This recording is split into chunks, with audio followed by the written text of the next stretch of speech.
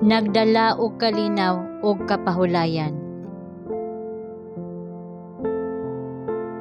Isaias Kapitulo 57, mga bersikulo 20 ug 21. Ang dautan mahasama sa dagat nga nagubot, kay kini dili makapahulay. Wala nay pakigdait, miingon ang akong Dios alang sa dautan.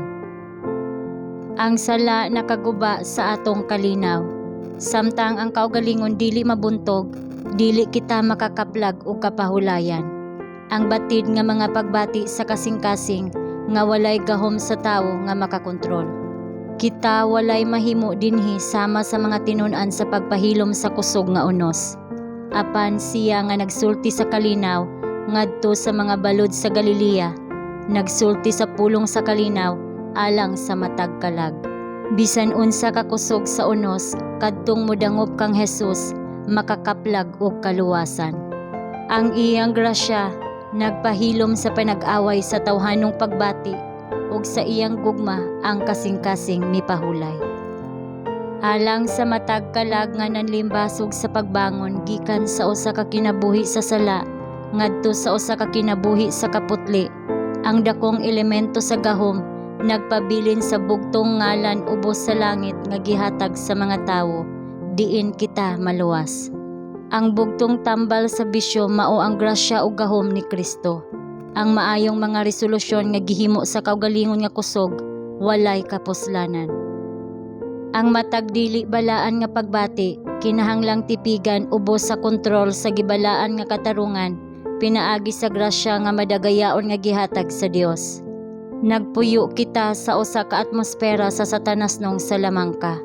Ang kaaway magahimo og usa ka salamangka sa pagkamalaw ay libot sa matag kalag nga wala na alihan sa grasya ni Kristo. Ang mga pagsulay moabot apan kun kita magbantay batok sa kaaway ug magpadayon sa pagbalanse sa pagpugong sa kaugalingon ug kaputli, ang malimbungon nga mga espiritu walay impluwensya kanato. Kadtong walay gibuhat aron sa pagdasig sa tentasyon, adunay kalig-on sa pagsukol niini kun kini moabot. Apan kadto nga nagpabilin sa ilang kaugalingon diha sa usa ka kahimtang sa kadautan, aduna lamang sa ilang kaugalingon ang mabasol kun sila mabuntog ug mahulog gikan sa ilang pagkamakanunayon. Ang mga lalaki ug mga babayi kinahanglang magbantay sa ilang kaugalingon.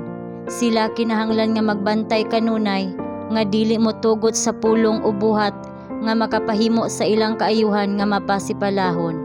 Siya nga nag-angkon nga sumusunod ni Kristo, kinahanglan magbantay sa iyang kaugalingon, magtipig sa iyang kaugalingon nga putli ug walay buling sa huna-huna, pulong ug buhat.